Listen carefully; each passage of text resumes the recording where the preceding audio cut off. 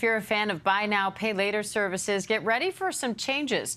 Federal regulators are implementing new rules for buy now, pay later aimed at protecting consumers. ABC News business reporter Alexis Christoforous has those details. It's one of the busiest shopping weekends of the year. Deals so big, no one's even close. Retail sales stalled last month as still high inflation and interest rates curbed spending. Shoppers hunting for bargains this holiday weekend are expected to put most of those purchases on credit cards. Others will turn to buy now, pay later. It's like you trick yourself, right? It's not a $200 purchase anymore. It's 4 easy payments of $50. 1 in 5 shoppers have now used buy now, pay later services, often interest-free, regardless of their credit history.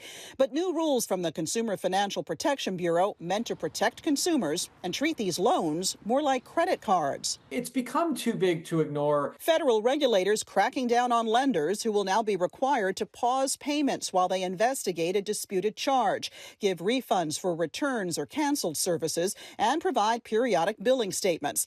But some say the rules don't go far enough, since these companies are not required to report your payment history to credit bureaus. Experts say that could encourage overspending and be a hidden source of risk to lenders at a time when credit card borrowing is near a record high of over $1.1 trillion, and late payments are on the rise. And Alexis is here now for more on this. So, Alexis, who is expected to be most affected by this, and when do these changes go into effect? So as for when they take effect later this summer in August, so a little time there, who they affect the most, because you don't need a credit history for this, you don't need good credit or any credit at all, it's disproportionately affecting low-income households and also younger people, Gen Z, who don't have a lot of experience with managing debt. And what do consumers need to watch out for when it comes to buy now, pay later? And how do you go about using this kind of payment system responsibly?